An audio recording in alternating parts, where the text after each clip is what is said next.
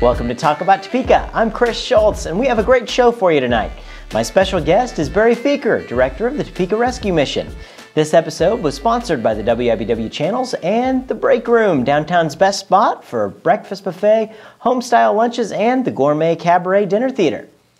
When choosing a TV show set on a flying blimp, we know that you have options. And we thank you for choosing to fly with Talk About Topeka. So sit back, relax, and no smoking! Do you really want another Hindenburg?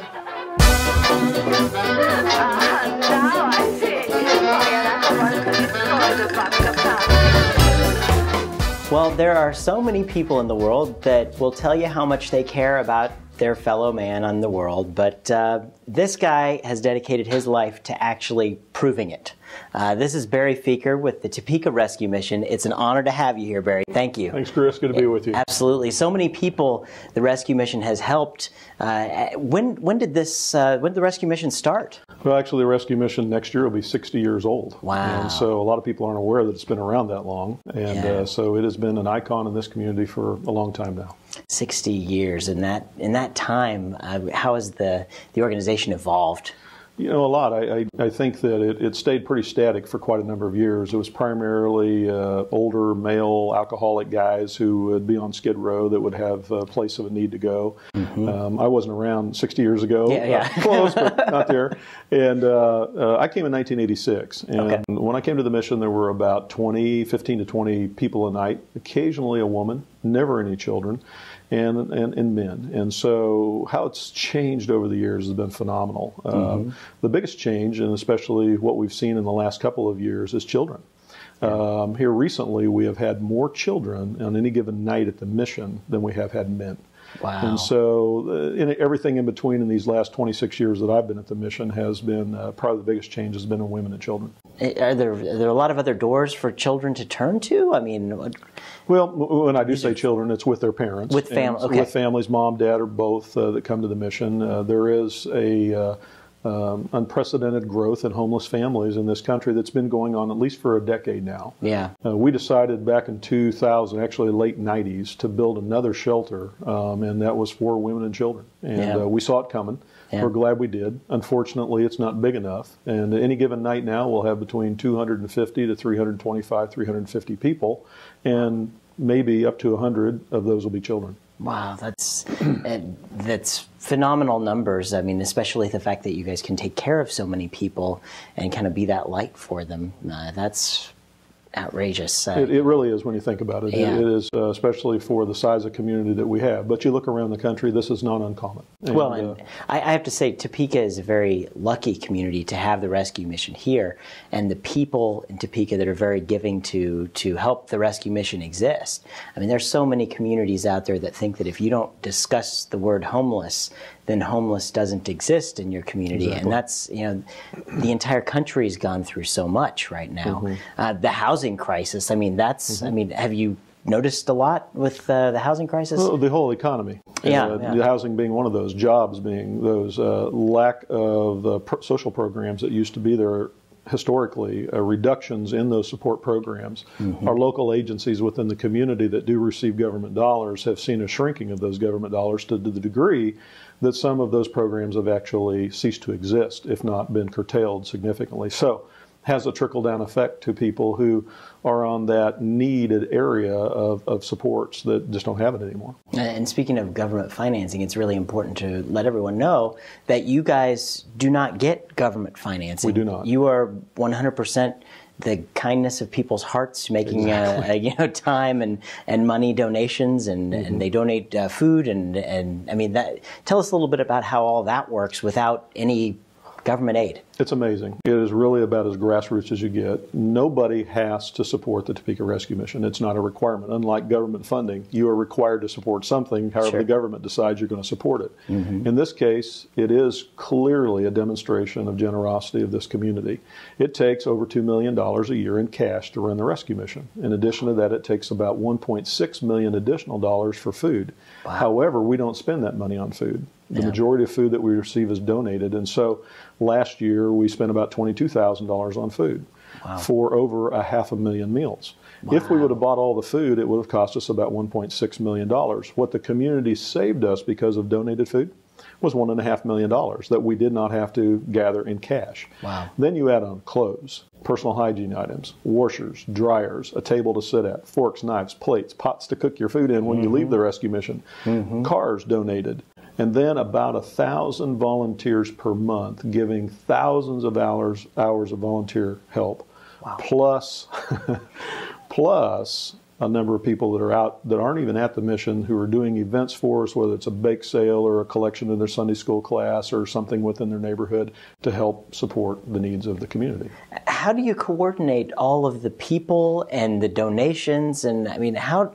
We've got some phenomenal people. I bet, absolutely. Yeah. I mean, they are just the most stellar, giving people. I cannot say enough about the volunteers, but also we have to have a paid staff. You have to have people cooking meals and working with those hundreds of volunteers. Our distribution services at the mission that helps take care of all of the shelter needs, but also helps people to relocate back into their homes when they finally get one, and then helps people with prevention of homelessness by having a refrigerator to keep your food in so your kids have something to eat so they can get to school, so the kids aren't possibly removed from the home because you're not taking care of the kids. I don't know how many mattresses we give out and beds that we give out every year because people are sleeping on the floor in their own homes. So it takes a staff with volunteers to do that, and I would say that they're some of the most remarkable people anybody's ever met. A while back, I noticed that there was an article about that I think it was done in Kansas City, looking at Topeka, and you don't necessarily see, you know, larger cities looking at places like Topeka for what we're doing right, what you're doing right, as opposed to, you know, how they're doing their operations. I mean, that's, you know, I think the rescue mission is something that is kind of a barometer of positivity, you know, for us as well. I mean, no one wants to have to go there, but I think maybe that feeling is one thing that makes people more generous to... It must be. And I know I was on the interview end of those investigative reports out of the Kansas City area. Saying, what are you doing here that we can take and bring there? Now, the Missouri side, they've got some pretty substantial services. The Kansas side is the one that was suffering up in Kansas City, Kansas, of having a number of homeless people, but really not having the services in place. And my caution to the media folks was, be careful, this takes a long time to build up. You know, rescue mission in 60 years in the process of coming along. When I came in 1986 and I was looking at the needs that were growing, I thought for sure there would not be enough resources to take care of these needs. There would for sure not be enough volunteers to help us to do the job that we needed to do. I just knew that there wouldn't be enough. How wrong I was, how glad I was wrong, I'm glad, because we have had great participation by people in the community to the degree that in many cases we have a waiting list to volunteer. That says a lot.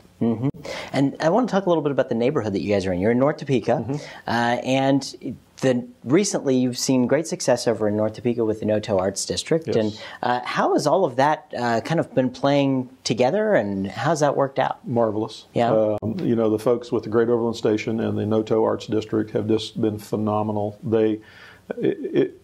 It's interesting because in a lot of communities this would not work. That's another thing that's very different about the community here. And we knew that going in. Once you take an old dilapidated area like North Topeka was, and it's a great place for a homeless shelter. Out of sight, out of mind. Stick them down there under the bridge. You know, nobody has to worry about it. We can give money, we can give a little time, but let's just don't have to see it.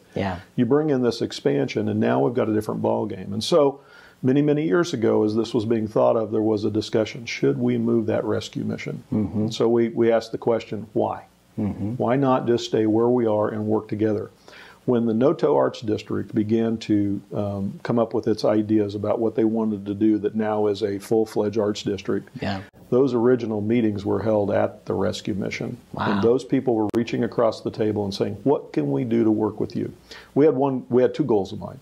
One is, let's prove to ourselves that we really are the community that we say we are, that we're here for everybody. We're a compassionate community. And if we're successful in doing that, let's prove it to the nation. So we're still passing the test of proving it to ourselves. But not too long ago, a guy by the name of Rocco Lanzaman came into Topeka, Kansas. And I said, who's that? Well, he happens to be the president or the chairman of the National Endowment for the Arts. He came here. He goes all over the country. He lives in New York City. He came here to see what was going on in No-Toe. And so I asked him, I said, have you seen anything quite like this anywhere where they're working with a homeless shelter? And he goes, no. He went back and wrote in his national publication about what's going on in Topeka, Kansas, and said, okay, we made it nationally now. So we've proven to ourselves, proving to the nation. Since that publication and other people that are just finding out about it, I've been contacted by different people around the country. How can you take arts, culture, and entertainment and combine them with social services like you do? And so we're still learning of how you do that. But our folks at the Rescue Mission are participating in no-tow activities, children's art classes.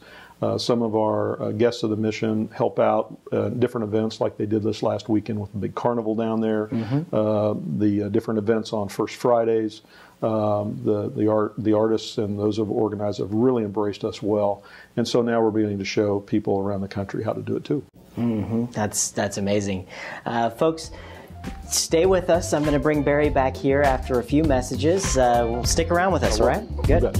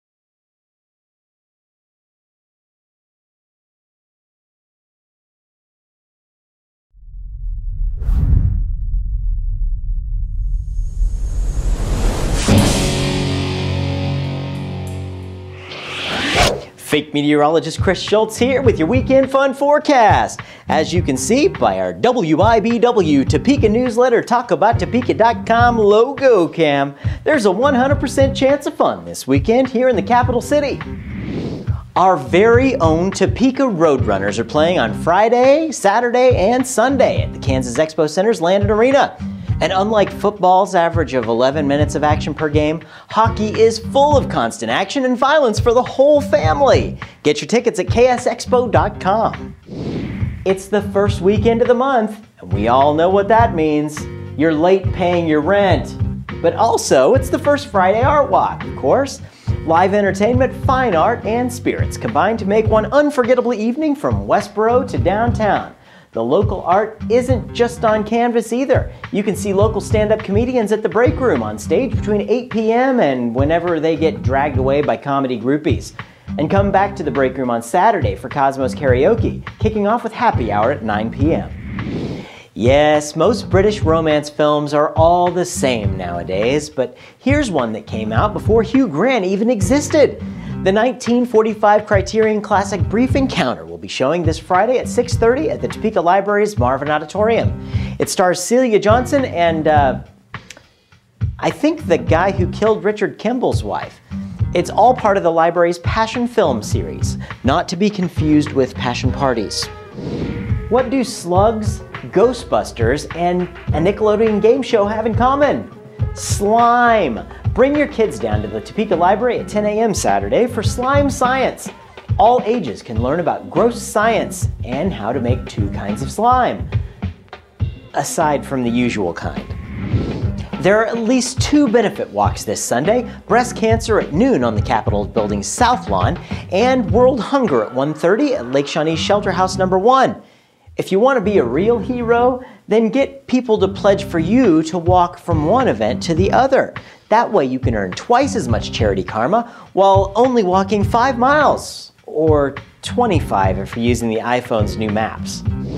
Last week we said that it was your last chance to see Legally Blonde the musical at Topeka Civic Theater, and this week we really mean it. Once again, it's Friday and Saturday at 8 p.m. with an optional dinner at 6.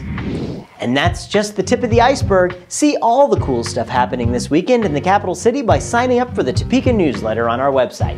I'm Chris Schultz, and remember, keep talking about Topeka. How would I go about getting help if I had lost everything and needed something? What do I do? Well, if it's homelessness that you face, that's just one of the services we do provide, one of the more prominent and one of the more desperate situations people find them in. Mm-hmm. We try to make it as simple as possible. Mm-hmm. Just walk through the front door. Yeah. Can I get a place to stay? Yeah. Generally, what we do is we ask very few questions. We want to get some basic information from the individual, emergency contacts, name, where'd you come from, those things. Mm-hmm. And then let them assimilate into the mission for a few days before we really delve into why are you here and what do we need to do to get you back on your feet. Sure. So basically, it's as simple as that. Some people know about the services of the mission. Some people don't. Some people talk to a pastor, a police officer, or a hospital or whatever, and they refer people to us. So a lot of avenues of getting that word out there, but the main thing is showing up. Once I got into the mission, and how do you guys work with people who are there to maybe kind of get back on their feet? We have several different angles on that. One is we try to determine what it is that brought the person to us. There's some people that are very, very temporary homeless. Mm-hmm. Something happened, had a fire, and so they're going to be with us just for a few days until they can go stay with family or friends or back into another apartment. Sure. Some people are very long-term, and then there's the whole long-term homeless, chronic homeless picture. And so we're kind of a cornucopia of everything. Mm-hmm. We have to assess that one size doesn't fit all. We have to address those particular needs. And that takes a little bit of sitting down and investigation with people to find out why they're here and what all of those other external factors are that are going to be needed to be addressed to be able to get back on their feet. And so we do some of that ourselves through what we call advocacy. Each person is given a staff member called an advocate. And then we surround ourselves with lots of other agencies and collaborations. There are currently over 43 different collaborative agencies that we work with. Healthcare, mental health, education, job training, legal services, the list goes on and on, sure, to refer people to. Some of those different agencies will actually come and present themselves at the mission, and we have office space for them. Vallejo Mental Health Center, the Veterans Administration. We have a schoolroom with kids and teachers that come for the children of Topeka Public Schools. Sure. And so, again, there's some people have one issue that have brought them into homelessness. Some have multiple issues, and we must address those. Some people don't know how to read, or they don't have their GED. Yeah. You've got to start at the basics before you can get it back on their feet. I want to get back to the fact that the mission is completely privately funded from the generosity of folks who just happen to help. And I want to say, how can people make that contact? What's the best way for them to We try to make giving as easy as possible. So we have a mailing address. People can go to the website, trmonline.org, to make a donation online, or they can send something to Topeka Rescue Mission by our address, which is 600 North Kansas, 66608. They can make a phone call. They can drop in and make a donation. They can do a number of things: cash donations, material donations. When I say material, non-cash, which can be food or clothes or furniture. We have a number of different places that they can drop those things off to be able to do that. And then the volunteer. we can receive a phone call and talk to them about it, or they can actually go online and sign up to be a volunteer. How do people get involved with different things that you're working in, and what kind of things are you doing throughout the year to help fundraise? Any particular events that... We don't have a lot of events. We're really busy taking care of the homeless, and so having a fundraising event committee is something that we're just have a little bit of involvement with. But the annual rescue run, which is during the Miracle on Kansas Avenue parade each year, we have a race, 5K race before that. We have a big toy drive called the Country Legends Community Care Drive, a toy drive for children that is done every year. Yeah. But beyond that, the majority of events that we have are done by outsiders who coordinate with our person who does events in the mission, but that's just to help be a part of it. And again, we are busy helping people rather than raising funds. Wow. And doing events. And so we just don't have a lot of events that we do. It's mainly people doing it for us, and what a blessing that is. Yeah, that's... It's a win-win. It absolutely is a win-win. That way we can focus. Most people, they have to donate most of their time to fundraising. Most organizations have to spend so much time fundraising so that they can do a little bit. And you guys do a whole lot, right, and don't spend a whole lot of your time doing that. That's really a strong statement. If I had to be a fundraiser, I'd have to quit because I'm a terrible fundraiser. Yeah, and so I really appreciate God and people raising the funds for us. Yeah, that's right. Yeah, that's good. You have a very good cause, and people should just be right on board with doing that. And what kind of things do you need? What are you working on? I ask people to take a look at their home. And what do you need in a home to be successful? Well, obviously you need money. We do too. Yeah. You need to pay the rent. We don't have rent, but we have utilities, big ones. Yeah. And lots of money goes in utilities. You need clothes. You need food. You need furniture. You need people to kind of help you to take care of things around your home, whether you do it yourself or you hire somebody to do it. So it's real simple. Just look around the house. What do you have that you could give to somebody else to help them get back up on their feet? Some people have extra furniture, extra clothes, extra cash, extra time. Yeah. So do you want to participate in this? Just find out what you got that's extra. Yeah, and ask yourself, can I give that?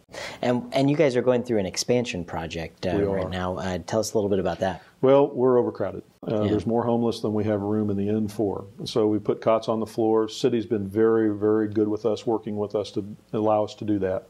But at the same time, you can't do that forever. And so while we're reaching out in the streets and finding many more unsheltered people, cots on the floor in the mission, we are in the process of expanding the shelter to create 170 more beds.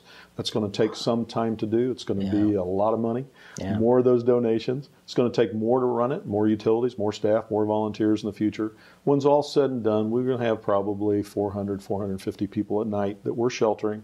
But it's not just about shelter. Part of the big plan is to help people to relocate in the community. So it really is not just a place to go and stay. It is a step up to get on with your life. Wow, and it's like I'm speechless from all the things that you do and the way that it's operated over there. I mean, there's, Thank you.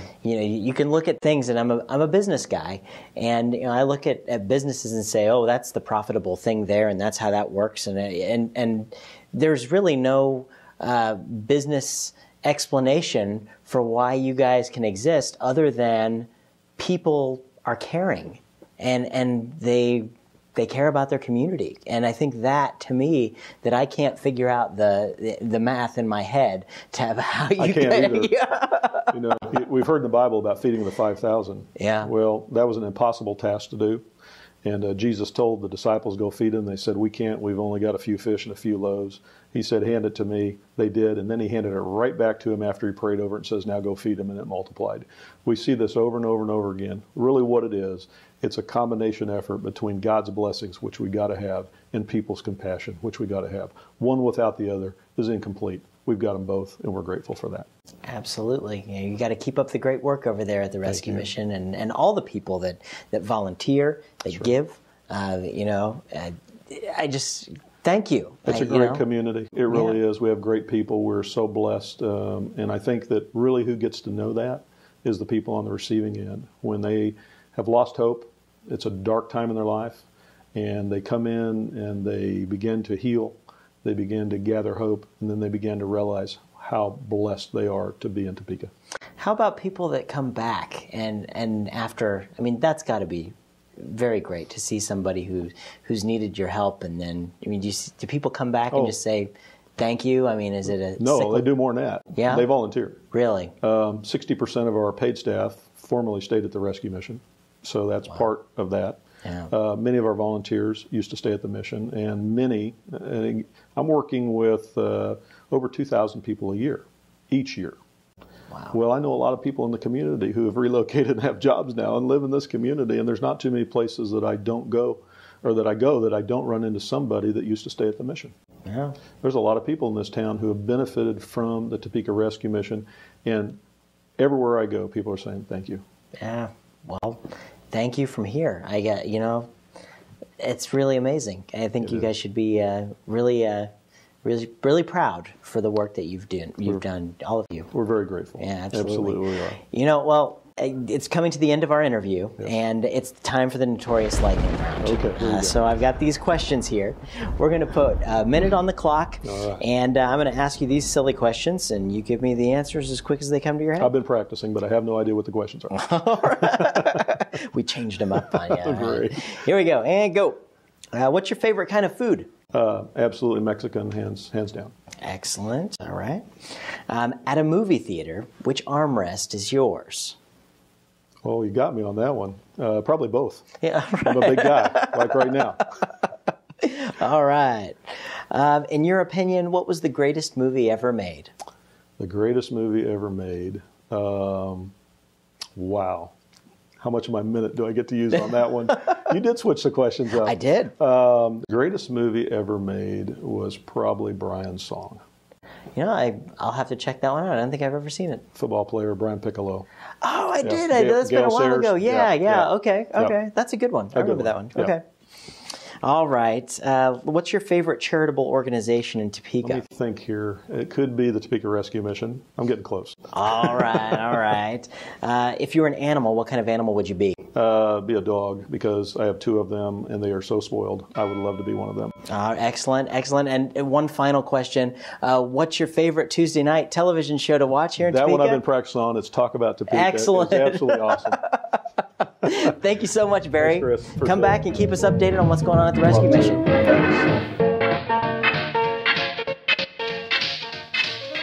Thanks again to Barry Feaker. This episode was sponsored by the WIBW channels and The Break Room, downtown's best spot for a breakfast buffet, home-style lunches, and the Gourmet Cabaret Dinner Theater.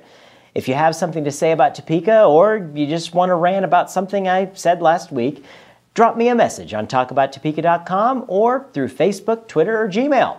For a complete listing of events in the capital city, sign up for the Topeka newsletter on our website. And come back next week for another great episode of Toddlers and Topekas. I'm Chris Schultz. Good night, and keep talking about Topeka.